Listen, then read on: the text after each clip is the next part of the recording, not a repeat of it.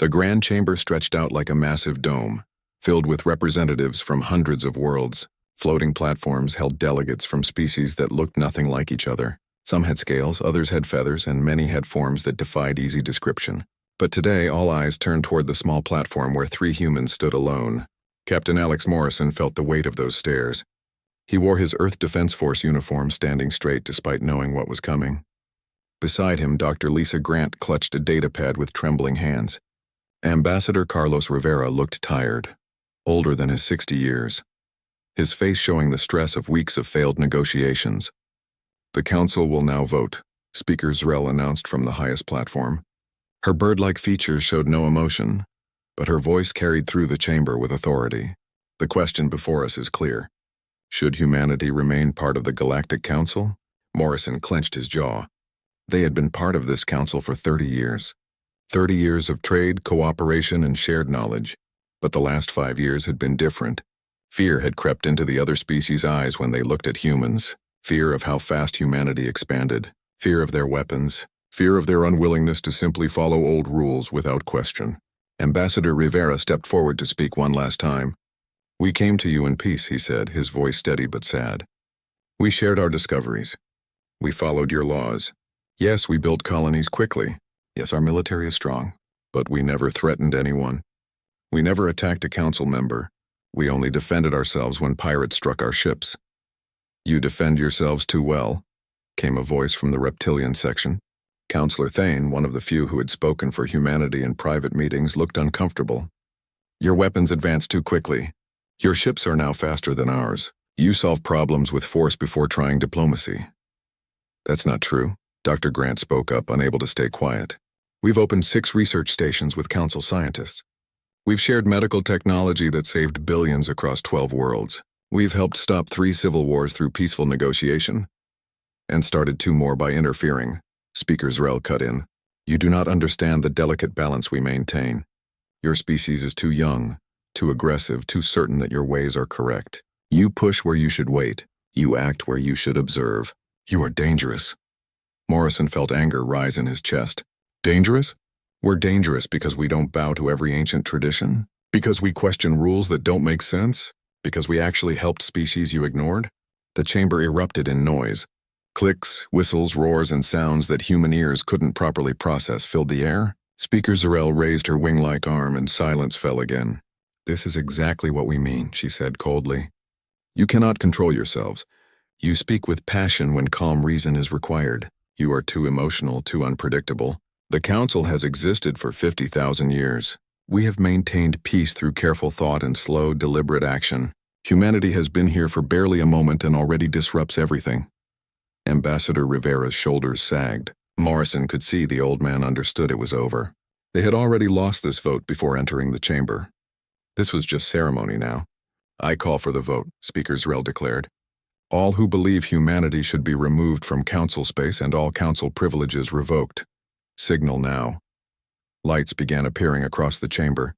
Red lights, hundreds of them, spreading like fire through the assembled delegates. Morrison watched as worlds they had helped, species they had saved, people they had called friends, all voted for their exile. A few blue lights appeared. Thane's was one of them. 2 others Morrison didn't recognize. 3 votes out of 850. "The vote is decided," Speaker Zrel announced. 847 to 3. "Humanity is hereby expelled from the Galactic Council. You have 6 standard months to remove all human presence from council space. All treaties are void. All joint ventures are dissolved.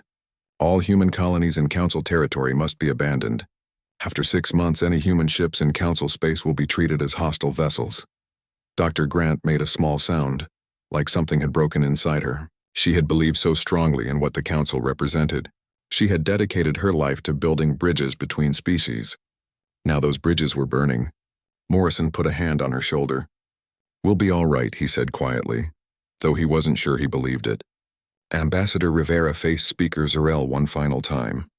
"History will remember this day," he said. "You're making a choice based on fear, not reason. You're throwing away allies who could have stood beside you when real danger comes. And it will come. The galaxy is vast and we've barely explored a fraction of it. When something emerges from that darkness that you cannot handle with your careful thoughts and slow deliberations, You'll remember that you had friends who knew how to fight. We do not need warriors, Speaker Zarel replied. We need members who respect harmony and order. You may leave now. The platform carrying the three humans descended toward the exit. As they passed through the lower levels, Morrison noticed some delegates wouldn't meet their eyes. Others watched with what might have been regret. But none spoke up. None changed their vote. Outside the council building, their shuttle waited. The pilot, a young officer named Sophie Chen, looked at their faces and understood immediately. We're leaving? She asked. We're leaving, Morrison confirmed. Take us to the ship. We need to start organizing the withdrawal. The flight back to their vessel passed in silence. Morrison looked out at the council homeworld below, a beautiful planet of blue oceans and green continents. They had walked on that world as equals once. Now they were exiles. On their ship, the crew waited anxiously. When Morrison explained what happened, angry voices filled the bridge. His officers wanted to know how the council could do this. What about all the treaties? What about the colonies where humans had built entire cities? What about the mixed communities where humans lived alongside other species? All of it has to go, Morrison told them. Every colony, every station, every outpost. We have 6 months. Dr. Grant sat at a console, tears running down her face. She pulled up a map showing all of humanity's positions in council space. 17 colonies, 43 research stations, hundreds of trade posts and defensive platforms. Millions of humans who had made lives here would have to pack up and leave. Where will they go? She asked. Earth is already crowded. The colonies outside council space are barely established. They'll go to the frontier, Morrison said. Beyond council borders. We'll build new homes where no one can tell us we're not welcome. Ambassador Rivera was already composing messages to Earth government. The news would hit hard. Many people had seen council membership as humanity's greatest achievement. Now it was being taken away.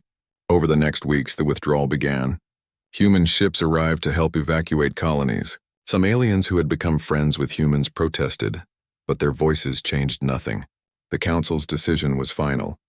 Morrison watched as families packed their lives into cargo containers. He saw children crying as they left homes they had known their entire lives. He watched scientists abandon decades of research. He saw the pain and anger in every human face. But he also saw something else: determination, pride, a refusal to be broken by this rejection. At one colony, a woman named Maya Torres, who had served as administrator, gave a speech to her people before they boarded the evacuation ships. They fear us because we're different, she said. Because we don't accept that things must always be done the way they've always been done. They're right to fear us because we're going to prove we don't need them. We're going to build something better out there on our own. The crowd cheered, and Morrison felt something shift. Yes, this was a defeat. Yes, they were being cast out. But maybe Rivera was right. Maybe the council was making a terrible mistake. On the last day before the deadline, Morrison's ship was the final human vessel in council space. They had one stop remaining at a station where humans and aliens had worked together for 20 years. As they prepared to dock, Counselor Thane's ship appeared beside them. The reptilian diplomat's face appeared on screen. Captain Morrison, I wanted to apologize personally. I tried to stop this. I know you did, Morrison replied. Your vote meant something. I fear Speaker Zarel is wrong, Thane said quietly. I fear this decision will cost us dearly someday, but I'm only one voice. Then I hope you're there to say I told you so when that day comes, Morrison said. He wasn't being cruel, just honest. We're leaving now. Goodbye, Counselor. The ship turned away from council space and pointed toward the dark regions of the galaxy that few had explored. Out there, beyond the borders of the comfortable, controlled council territory, humanity would make its new home.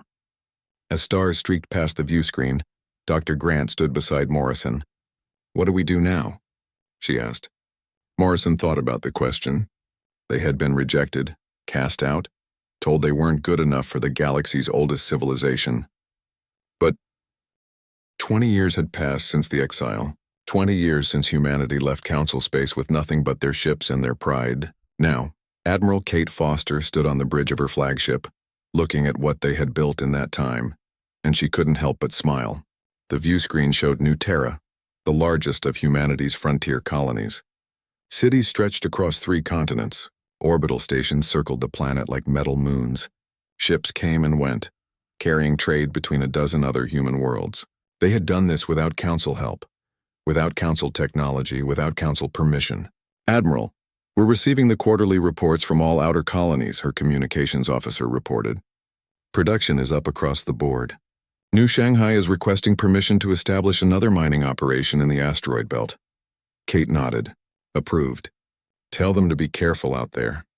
We've been picking up some strange readings in that sector. That was the thing about living on the galactic frontier. You were far from Council rules and restrictions, but you were also far from Council protection. Not that they needed it anymore." In the engineering section, Dr. Henry Blake was studying data that troubled him deeply. He had been tracking unusual energy signatures for months now, coming from a region humans called the Void. It was an area of space the Council had marked as forbidden territory centuries ago, though they never explained why. "These readings don't make sense," he muttered to his assistant. "Nothing natural produces this kind of energy pattern. It's like something is moving through dark space, but on a massive scale." "Should we report it to command?" the assistant asked. Henry considered. "Not yet.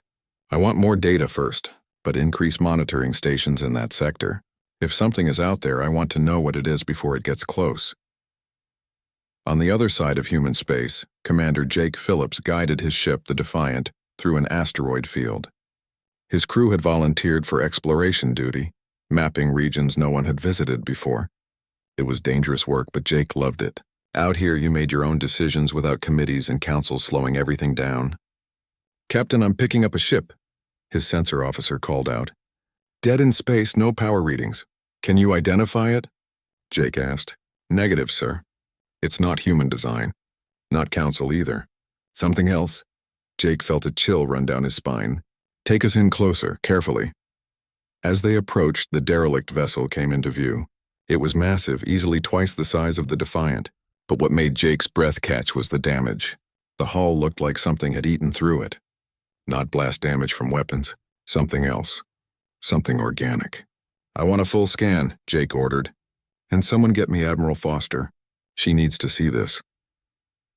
Back on New Terra, Maya Torres walked through the administrative complex she had helped design. As colony director, she oversaw the lives of 8 million people. It was challenging work, but she was proud of what they had accomplished. The colony wasn't just surviving, it was thriving. She passed a school where human children learned alongside the few alien refugees who had chosen to leave Council space and live with humanity. The Council hadn't been happy about that, but there was nothing they could do. These aliens had made their choice. One of them, a young insectoid named Click, waved at Maya as she passed. Click had become a teacher, sharing knowledge of alien cultures with human students. It was the kind of cooperation the Council claimed to value but never really practiced. Director Torres, her assistant, caught up with her. "We have the latest efficiency reports. Food production is exceeding targets by 15%. Water recycling systems are running at 98% efficiency. Energy grid is stable." Maya nodded, pleased. They had learned to do more with less out here. No Council suppliers to depend on. No bureaucracy slowing down every decision. When a problem appeared, they fixed it. When an opportunity arose, they took it. In orbit above New Terra, the shipyards were busy. Kate Foster watched as construction continued on the newest vessels of the Earth Defense Fleet. These ships were different from what they had built 20 years ago. Faster, stronger, using technology they had developed independently. The quantum slip drive was humanity's proudest achievement. While Council ships still used standard faster-than-light engines, human ships could now move 3 times faster through space. They had also developed plasma shielding that could withstand impacts that would destroy Council energy barriers. "We've come a long way," Kate said to her first officer. "The Council thought exile would weaken us. Instead, it freed us to innovate." "Do you think they know how much we've advanced?" the officer asked. Kate shrugged. "Probably not. They stopped paying attention to us years ago. As far as they're concerned, we're just primitive humans hiding in the dark corners of the galaxy." But someone was paying attention.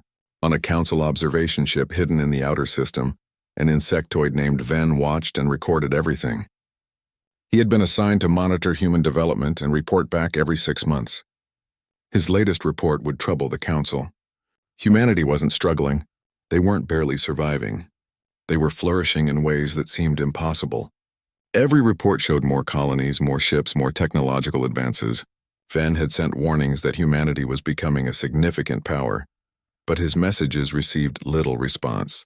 The Council didn't want to admit they had made a mistake. Commander Phillips had brought samples from the derelict ship back to New Terra for analysis. Dr. Blake studied them with growing concern. The damage patterns were unlike anything in any database. The metal had been corroded by some kind of acid, but also showed signs of being consumed.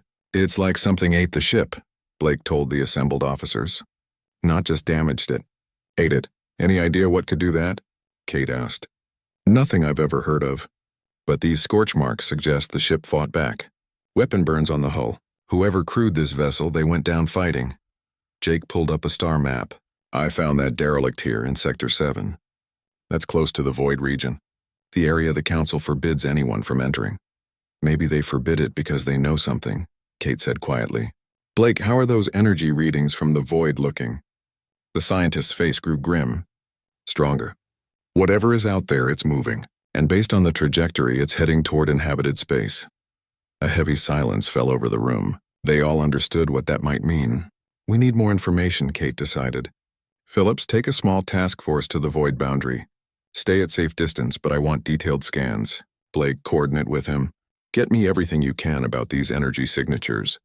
Over the following weeks, Phillips and his ships established a monitoring network around the Void region. What they discovered was terrifying. The energy signatures weren't random. They were organized, moving with purpose, and they were massive, each one the size of a city. "Admiral, you need to see this," Phillips sent in his report. "Whatever is in the Void, it's not one ship. It's a fleet, a huge fleet, and they're heading toward the inner galaxy."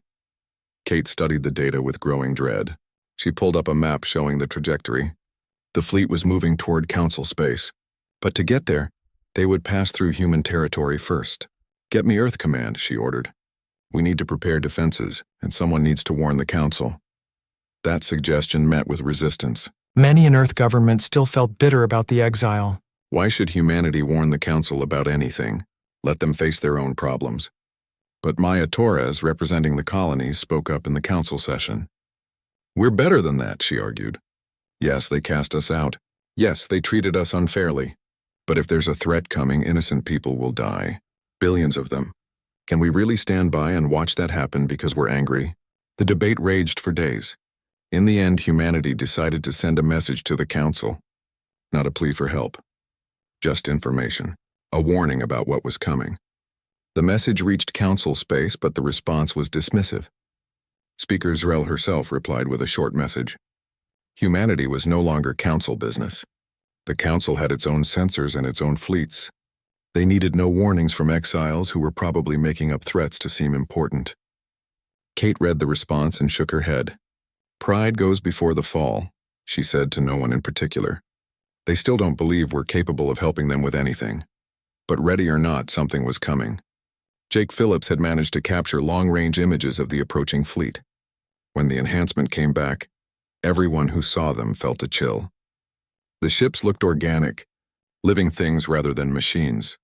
They moved through space like predators swimming through an ocean, and there were hundreds of them. Maybe thousands. "We're not ready for this," Kate admitted to her staff.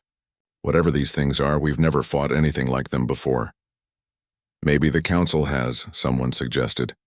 "Maybe that's why they forbid anyone from going to the Void. They knew something was out there." "If they knew, why didn't they prepare?" another officer asked. Kate had a grim answer. "Because the Council doesn't think like that. They've had peace for so long they've forgotten what real war looks like." The conference room on New Terra was quiet except for the hum of displays showing the war's progress.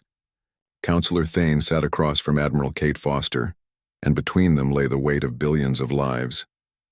Outside, the Council delegation waited nervously, knowing that humanity might simply refuse to help. Kate pulled up a tactical map showing the Devourer advance. Red markers indicated consumed worlds. Yellow showed worlds under attack. The red zone was spreading like an infection across the galaxy. "How long until they reach the Council homeworld?" Kate asked. 3 months at current speed, Thane replied. "Maybe less. They're accelerating as they consume more resources. And your fleet strength? Thane's face showed the pain of his answer. 40% of what we had 2 months ago. We're losing ships faster than we can build them. Our weapons don't work against them. Our tactics fail. Every battle is a massacre. Kate pulled up footage from a human engagement with the Devourers. On screen, human ships fired kinetic rounds and plasma weapons.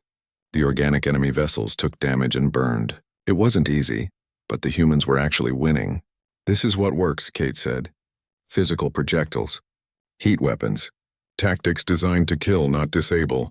Everything your civilization has spent millennia avoiding. We were fools, Thane admitted quietly. We thought we had evolved beyond warfare. We believed peace could be maintained through reason alone. The universe has shown us how wrong we were.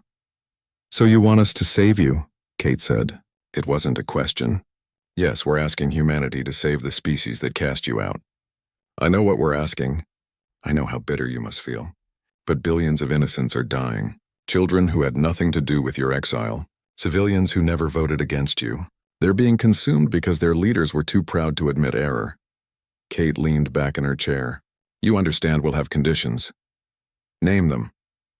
First, we don't rejoin the Council as members, Kate said firmly.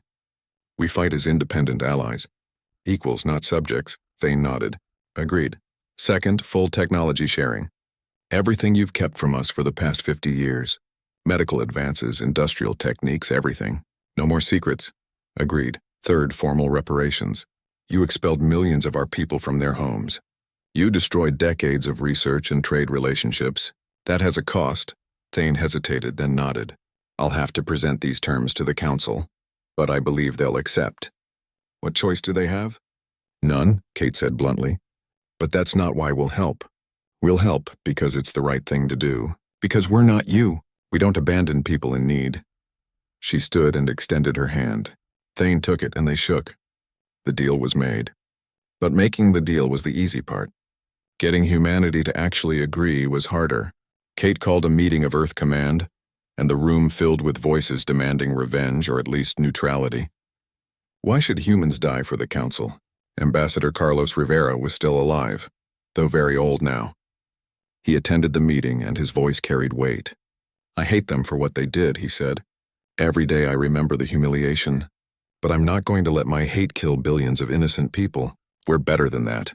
Maya Torres spoke from New Terra via video link. The Council judged us as too savage, too violent, too warlike. Let's prove them wrong by showing we can fight to protect life, not to take revenge. Let's be the heroes they never believed we could be. The vote was close, but humanity agreed to help. On one condition that Kate added personally, Speaker Zarel had to publicly apologize and admit the exile was wrong. Not a private admission, a public one, broadcast across all Council worlds. Zarel nearly refused. Her pride warred with necessity. But looking at the casualty reports, looking at the red zone spreading across the map, she finally agreed. She recorded a message that was sent to every corner of Council space. The Council was wrong, she said, each word clearly painful. 20 years ago, we expelled humanity out of fear and prejudice. We called them dangerous and uncivilized. We were wrong. They are neither. While we face extinction, humanity has agreed to help us despite how we treated them. They fight not for revenge, but to save lives. They are better than we deserve. I formally apologize to all humanity for the injustice we committed. History will remember our shame. The message stunned Council worlds. Some celebrated. Others felt bitter that it had come to this. But everyone understood they had no choice now but to accept human help. Commander Jake Phillips was given command of the first joint operation. His task force included 30 human ships and 50 Council vessels. The difference in command style became apparent immediately. The Council captains wanted to hold meetings before every move. They wanted to discuss tactics, debate options, form committees to study the approach. Jake cut through it all. Here's what we're going to do, he said bluntly. The Devourers are attacking a colony world in Sector 9. We jump in, human ships take point, you provide support fire. We hit them hard and fast with kinetic weapons. No warning shots, no negotiation, no mercy. We kill them before they can release spores. Understood? The Council captains looked uncomfortable but agreed. They had seen too many of their comrades die following the old ways. The battle was brutal but effective. Jake's ships dove into the Devourer formation, guns firing, Solid rounds punched through organic hulls. Plasma cannons ignited spores before they could spread. The Council ships, hanging back, fired energy weapons that at least distracted the enemy even if they didn't do much damage. In 40 minutes, the Devourer force was destroyed. 5 organic ships eliminated. The colony saved. Human casualties, 3 ships damaged, none destroyed. Council casualties, 2 ships lost, but far fewer than in any previous engagement. "It works," one Council captain transmitted in amazement. "Your tactics actually work." "Of course they work," Jake replied. "We've been fighting while you've been talking about fighting. Now stay in formation and follow orders. We have 7 more colonies to save today." Back in human space, Commander Ben Hayes was training Council officers in human tactics. It was slow, frustrating work. The aliens had centuries of peaceful conditioning to overcome. They hesitated before firing. They wanted to warn enemies. They felt guilty about being aggressive. "This guilt will get you killed," Hayes told them bluntly. "The Devourers don't care about your mercy. They will consume you while you're debating whether violence is appropriate. Either learn to fight like you mean it or go home." Some did go home, but most stayed and learned. They had seen too much death to cling to comfortable illusions anymore. Dr. Lisa Grant finally got her wish. She was invited to a joint Council human research station, where scientists from both sides worked to understand the Devourers. The reunion with her old Council colleagues was emotional. Some apologized for abandoning her. Others were simply glad she was there. Together they analyzed Devourer biology, technology, and behavior. Grant's insight proved crucial. "They're not evil," she explained. "They're just following their nature. They consume to survive. But there's something else. These energy readings suggest they're running from something." "Running from what?" a Council scientist asked. "I don't know. But what could scare a species this powerful?" That was a disturbing question no one wanted to answer. On the front lines, more joint operations took place. Slowly, human and Council forces learned to work together. The humans taught aggression and tactical flexibility. The Council taught patience and coordination. A new kind of warfare emerged, combining the strengths of both. But the casualties remained heavy. For every victory, there were losses. Ships burning. Colonies evacuated too late. Brave people dying to buy time for others to escape. The war was taking a toll on everyone. Kate Foster found herself working 18-hour days coordinating the defense. She was now effectively commanding a combined fleet of over 400 ships, the largest military force ever assembled. Half human, half Council, all fighting for survival. Speaker Zarel contacted her one day via secure channel. The bird-like alien looked exhausted. "I wanted to thank you personally," Zarel said. "You're saving millions of lives." "I'm doing what you should have let us do from the start," Kate replied. "Work with you as equals." "Yes," Zarel admitted. "We wasted 20 years that could have been spent preparing together. Our pride cost us dearly." "It's costing us too," Kate said. "I've lost good people in this war, people who died protecting aliens who once called them savages. How do you live with that? How do you order people to die for those who wronged them?" Kate was quiet for a moment. "Because we're not fighting for you. We're fighting for the billions of innocents who never hurt us. We're fighting for the children. We're fighting for the future. And maybe we're fighting to prove that humanity is exactly what you feared we were. Dangerous. But dangerous to your enemies, not to you." As the weeks passed, something remarkable happened. On mixed crews, humans and Council species began forming friendships. They shared stories during downtime. They mourned losses together. They celebrated victories together. The old prejudices started breaking down in the face of shared purpose. Lieutenant Sophie Chen, serving on a mixed vessel, found herself. The Council chamber was filled with panic for the first time in anyone's memory. Speaker Zarel stood at her platform, trying to maintain order as reports flooded in from the outer territories. 17 scout ships had vanished in the past 3 weeks. Now a mining colony had gone completely silent. "Send another fleet to investigate," one delegate demanded. "We sent a fleet," Councillor Thane replied grimly. "They found nothing. The colony is simply gone. 5,000 beings, an entire orbital station, and 3 moons' worth of mining equipment. All of it consumed." "Consumed?" Speaker Zarel repeated. "What do you mean, consumed?" Thane activated a holographic display, showing the last transmissions from the investigation fleet. The images were disturbing. Empty space where a thriving colony should have been. Not even debris remained. Just vacuum and silence. "They're calling themselves the Devourers," Thane explained. At least that's what our linguistic computers translated from their transmissions. If you can call them transmissions. It's more like screaming. A delegate from the aquatic species raised a tentacle. How many ships do they have? We estimate over 2,000 vessels, Thane said. The chamber erupted in noise. And they're all heading this direction.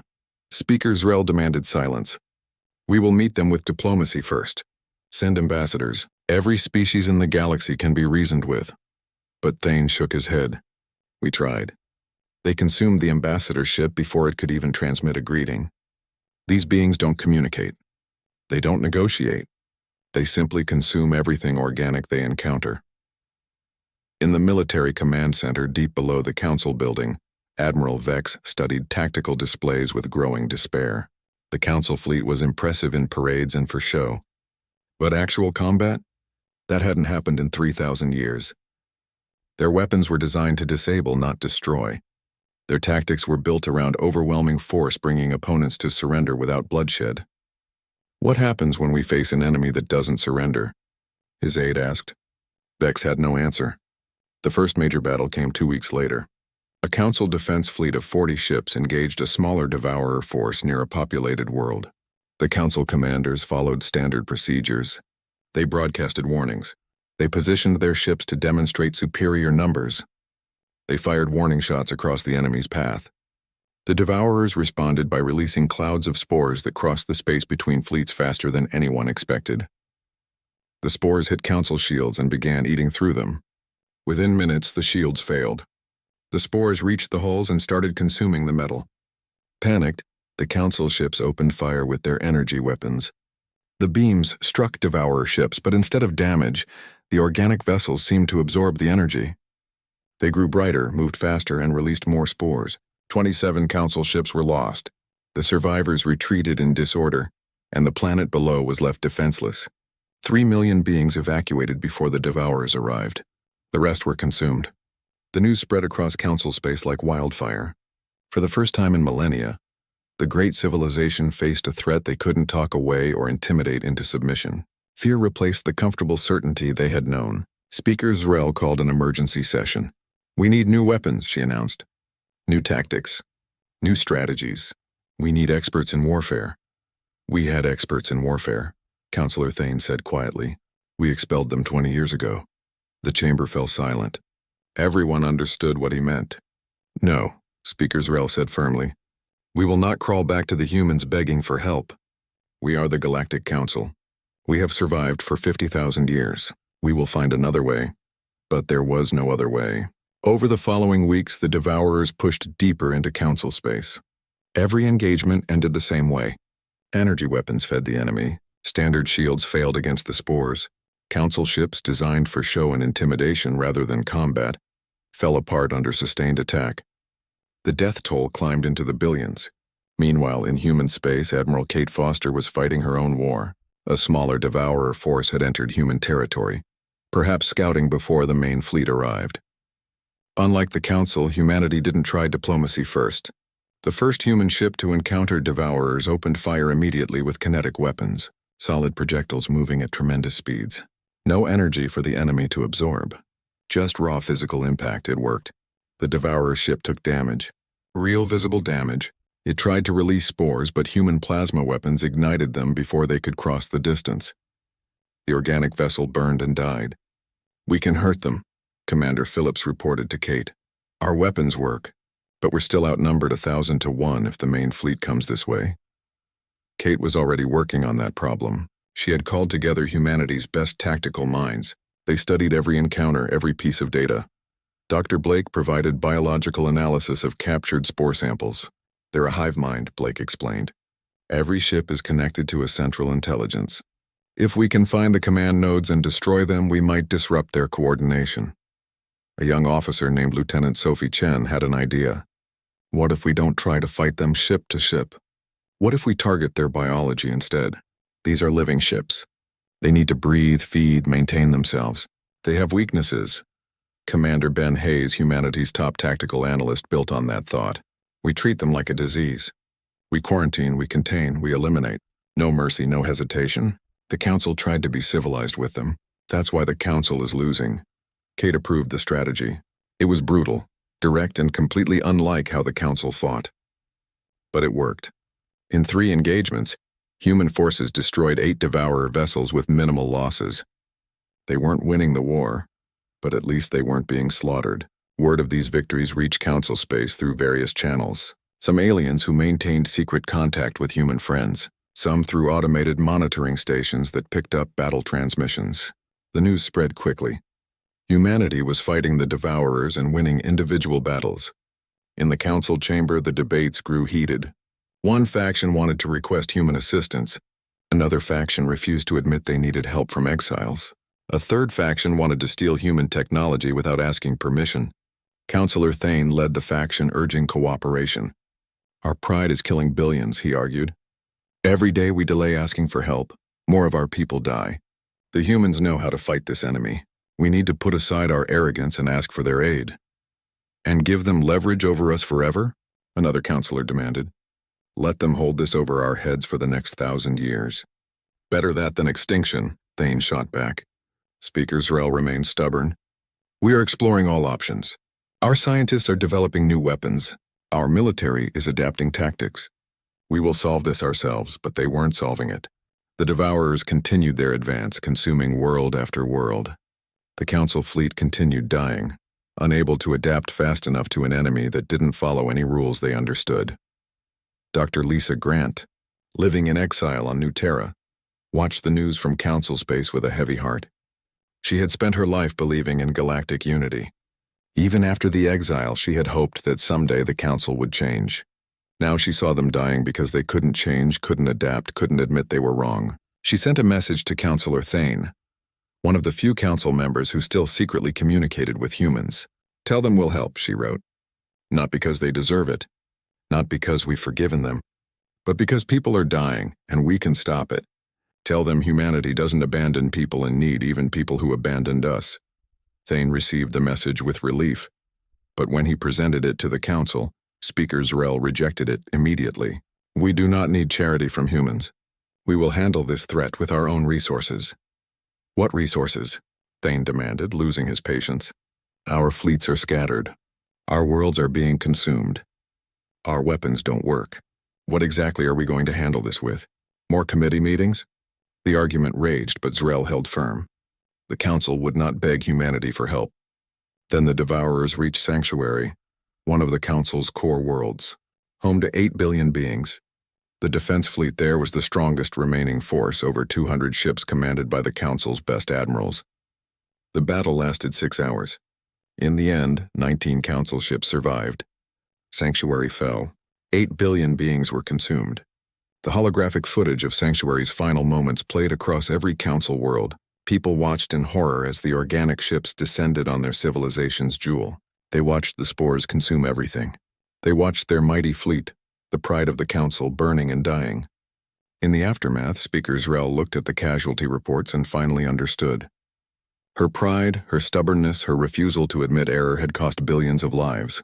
The Council's great civilization was dying not because the Devourers were too strong, but because the Council was too proud to ask for help. She called Councillor Thane to her private chambers. Contact humanity, she said quietly, her voice carrying the weight of defeat. Tell them we need their help. Admiral Kate Foster stood before the largest gathering of military commanders the galaxy had ever seen.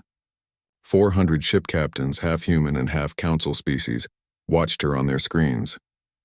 Behind them were crews totaling over 2 million beings, all preparing for what might be their final battle. We have one chance, Kate said, her voice steady despite the weight of what she was about to order. Dr. Blake has located the dimensional rift the Devourers are using to enter our galaxy. If we can destroy it, we cut them off from reinforcements. The swarm we're currently fighting becomes finite. We can defeat them. Commander Jake Phillips pulled up a tactical map showing the rift's location. It was deep in the Void region, surrounded by what sensor readings suggested were thousands of Devourer vessels. The plan is simple, Jake explained. The main fleet creates a diversion here, drawing off as many defenders as possible. A strike team of 20 ships punches through to the rift. Once there, we detonate quantum cores in a synchronized pattern. The explosion should collapse the dimensional gateway. Should?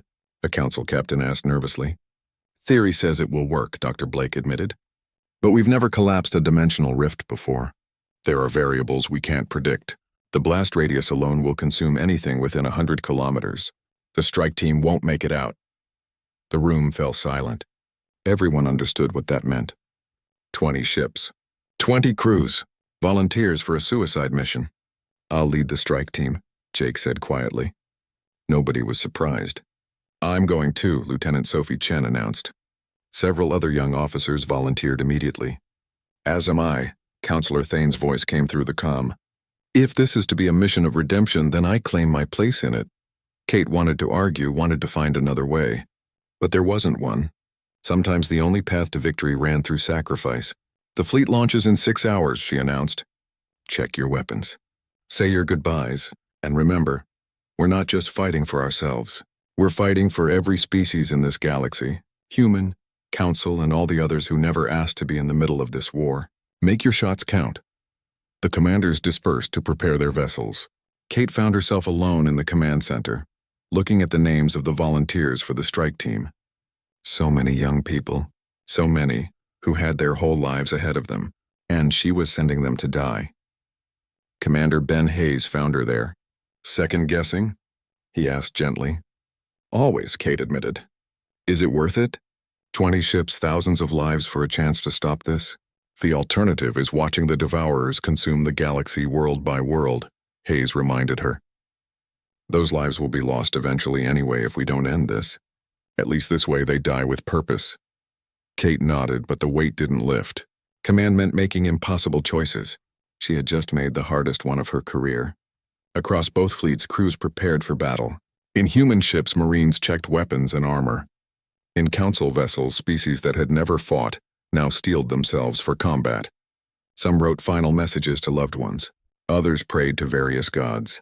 All of them understood this might be their last day alive. On the strike team vessels, the mood was strange. Not quite resignation, not quite determination, something in between. Jake Phillips walked among his crew, checking systems and offering quiet words of encouragement. He found Sophie Chen in the pilot seat, running diagnostic after diagnostic. You don't have to do this, Jake told her. You're young. You have your whole life ahead of you. Sophie looked at him with calm eyes. My whole life would be spent in a galaxy consumed by Devourers if we fail today. I'd rather die trying to stop that than live watching it happen. You're braver than I was at your age, Jake said. You're brave now, Sophie replied. That's what matters.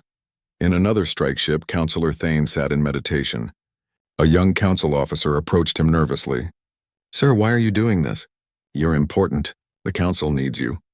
Thane opened his eyes. The council needs to learn that leadership means sacrifice. For too long, we sent others to die while we sat in comfortable chambers making decisions. Today, I lead by example.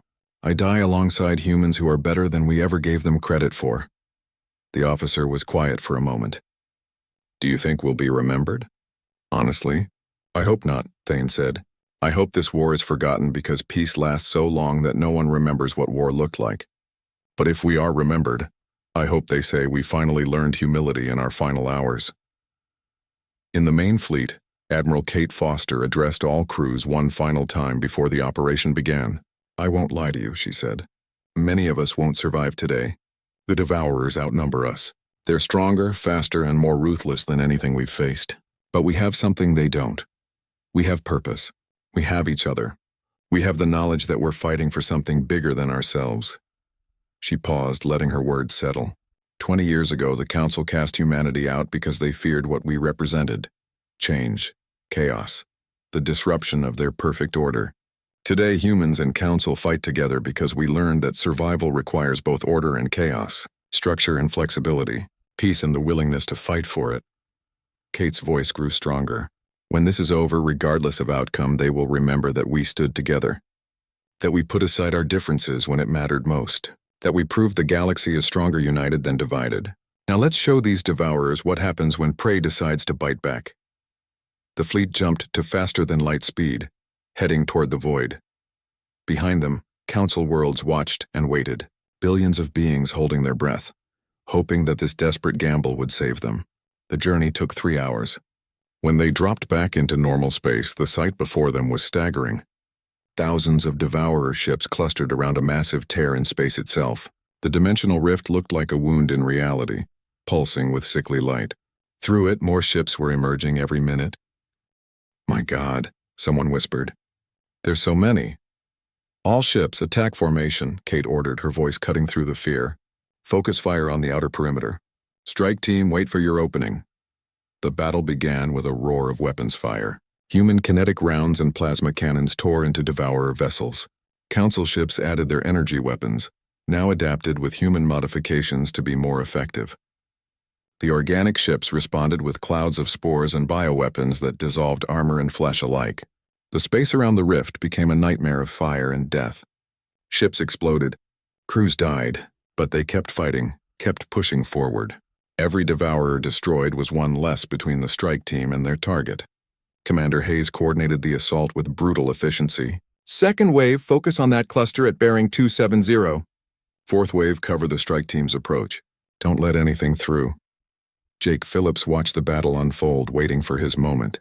The main fleet was taking heavy losses, but they were doing their job, drawing defenders away from the rift, creating chaos and confusion.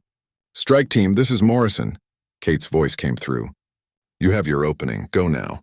And good luck." "Copy that," Jake replied. "Strike team, full speed to the rift. Don't stop for anything." 20 ships broke from the main formation and dove toward the dimensional tear. Immediately, Devourer ships moved to intercept. The strike team's escorts engaged them, buying precious seconds with their lives. Sophie Chen's piloting was brilliant. She weaved through enemy fire, exploiting every gap, pushing the engines beyond safe limits. Behind her, the other strike ships followed, staying in tight formation. "We're losing escorts," someone reported. 6 ships down. 8 ships down. "Keep going," Jake ordered. "We don't stop." A massive Devourer ship moved to block their path. It was bigger than anything they had encountered before, likely a command vessel. Its hull bristled with weapons, and it began releasing massive quantities of spores. "Concentrate fire," Jake commanded. "Bring that thing down." All 20 strike ships fired at once. The Devourer ship shuddered under the assault, but it didn't die quickly.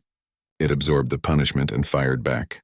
2 strike ships exploded. A third took critical damage and fell away, venting atmosphere. "We're not going to make it through," a captain reported grimly. Then Counselor Thane's voice cut through the chaos. "Yes, you will. My ship is already damaged.